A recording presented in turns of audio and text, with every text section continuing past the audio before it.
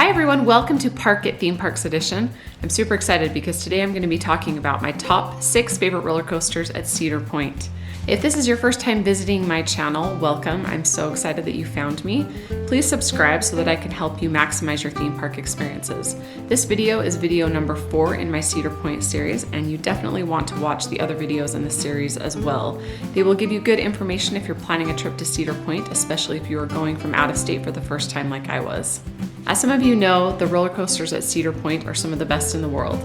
So I'm excited to be giving my rankings, and with each ranking I'm going to give an explanation of why I ranked it the way that I did, and I'm also going to give you a tip to be aware of if you are going to ride that coaster in the future. Coming in at number 6 for me was Millennium Force. And I know some people are probably going to disagree with me, and if you do, go ahead and comment below.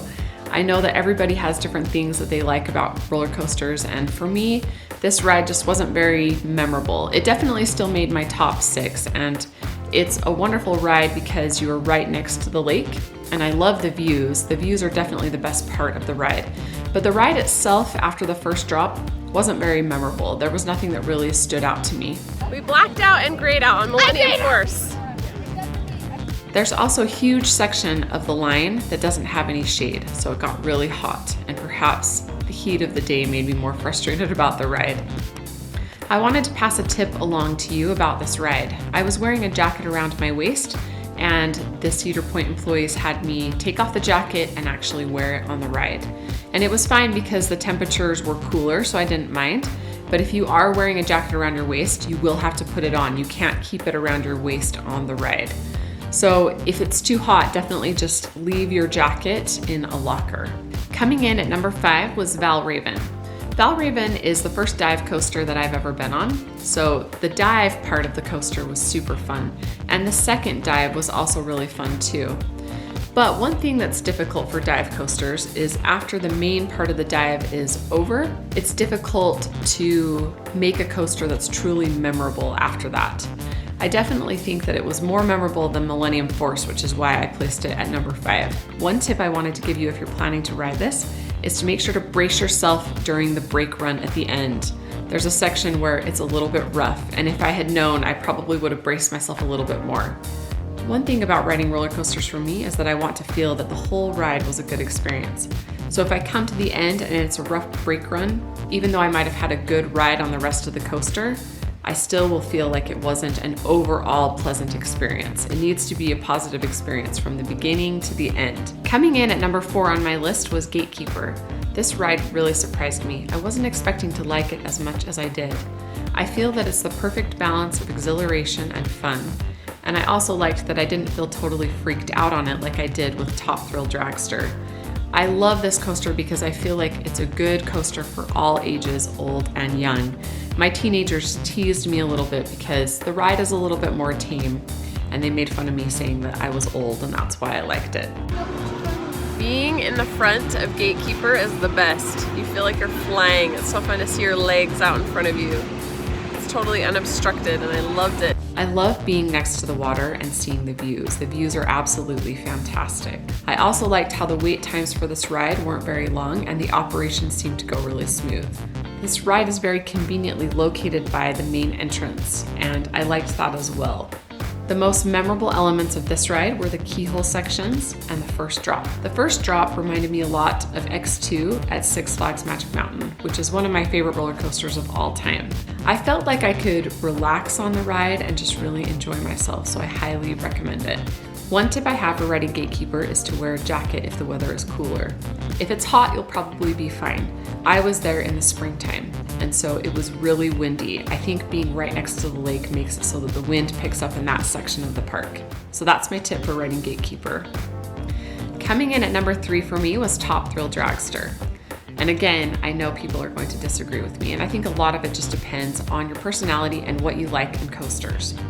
I do love launch coasters, and that's why this coaster made my top 3.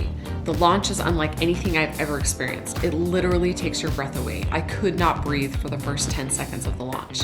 I'm pretty sure it's the closest I will ever come to feeling like I'm being launched into space. It's absolutely unbelievable. The scariest part of the launch is when the train rolls back just ever so slightly and you see the track shift in front of you and you know you're about to take off. It shoots you off so fast you really don't have time to think or breathe or move or anything. All right, my reaction to Top Thrill Dragster is that I could barely see, talk, breathe, scream, or do anything because it's so fast. That was so fun. You couldn't like breathe going up the hill, but it was like amazing. And when you got to the top, the view, and then everything about that ride, 10 out of 10. Wow, so we can hear you. It was so fun because it went, whoa, I was like so scared. And then when you go up, it's not that bad because it's so down, but then when you go down, you twist, and it's so fun. And then when you're done, you go, and you like that, and then you leave. It's fun. It slows down just enough at the top that you get a chance to see fantastic views of the park. And then it finishes off strong and it's super fun. So there's a couple of reasons why I didn't rank this number one. And one of them is just the fact that the ride is so short. It leaves you really wanting more. It is really intense. It is great. If you're an adrenaline junkie, you definitely need to ride it. You don't want to miss it. But it's so short that I felt like I couldn't rank it in the number one spot. The other reason I also didn't rank this number one is because of the wait times. The wait times are really, really long, and we were even there at a less crowded time before the summer really picked up, and we still waited a long time. I think we waited over 2 hours. There's something very unreliable about the technology of this ride, and it's super frustrating. It broke down on me 3 times, 2 of which I was just about to get on the train. So for that reason, I can't rank it number one. It got stuck again. It breaks down too much. It does break down a lot. Another thing about Top Thrill Dragster that I noticed is sometimes they had to change trains. Sometimes a particular train wasn't working very well, so they would have to take everybody off that train and then put that train back, and then they'd have to roll out a new train, and this was a very time-consuming process. And I know that the employees tried their best, but it was super frustrating and it really adds to the long wait times of this ride.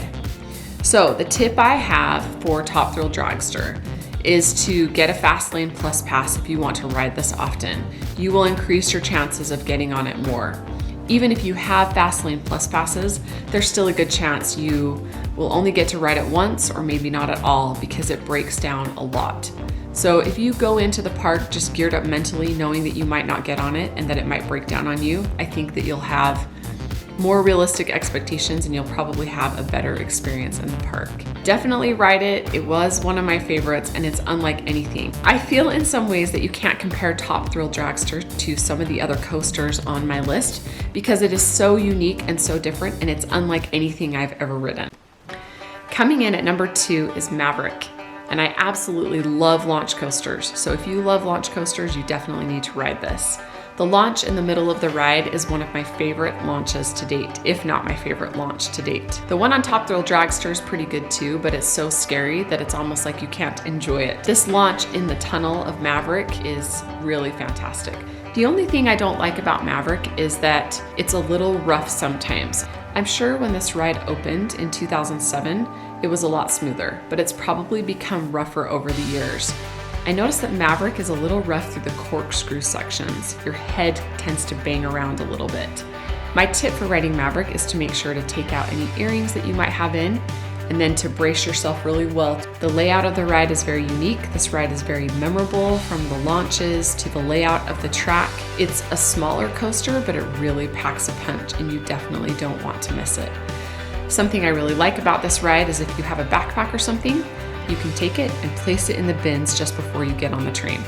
So that's really nice. You don't have to get a locker, and that's one of the reasons why I actually ranked this ride number 2. I had all of my cameras and stuff with me, so it was so nice to just have my backpack, put it in the bin, and then get my backpack as soon as I was done so that I could get on to the next ride. Okay, we have finally made it to number 1. I hope you are enjoying this video. If you are, please give it a like. Please subscribe to my channel. So, in the number 1 spot is Steel Vengeance. This ride is absolutely fantastic. It is my very favorite roller coaster that I have ever ridden in my life to date. There's just nothing else like it that even compares.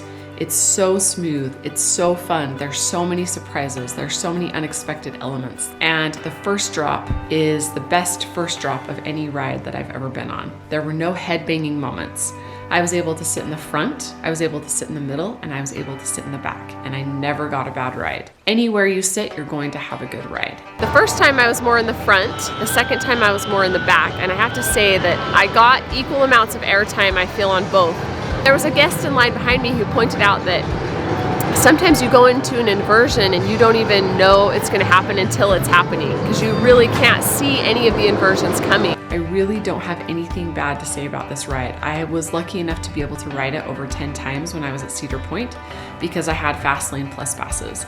I'm gonna do a video where I review Fastlane Plus passes, so make sure to subscribe so that you can find out more about that. It is definitely worth it to get a Fastlane Plus pass just to be able to ride Steel Vengeance over and over again, because you're going to want to. One thing I noticed was that the operations were very smooth, and I felt like the employees that day really had a sense of humor and made me laugh, and that was fun. So my tip for riding Steel Vengeance is do not bring your phone. They have a set of metal detectors that you go through just as you are about to get on the train. If you have your phone, you will have to put it in a special bin under the seat, which is fine, but honestly, it's just easier to be able to go through free and clear of your phone and just enjoy the ride. So that's my tip. Reactions. Thank you so much for watching Park It Theme Parks Edition. I hope you enjoyed this video today. Please like it, please share it, please comment on my video. I would love to hear about your experiences. Please comment below. Tell me, are you excited to ride some of these rides? Have you ridden some of them? Do you agree with my rankings? Do you disagree with my rankings? How would you rank them? I want to hear all about it, so please comment below. I love to connect with you, and I'm really good at replying to your comments. The next video in my Cedar Point series is going to be a review on Fastlane Plus passes. I will tell you if I think they're worth it, I'll tell you about the cost, and I'll tell you all about the dining plan that we had with ours. Thank you so much for watching. I hope you have a fantastic day, and I hope we can connect soon. Thank you.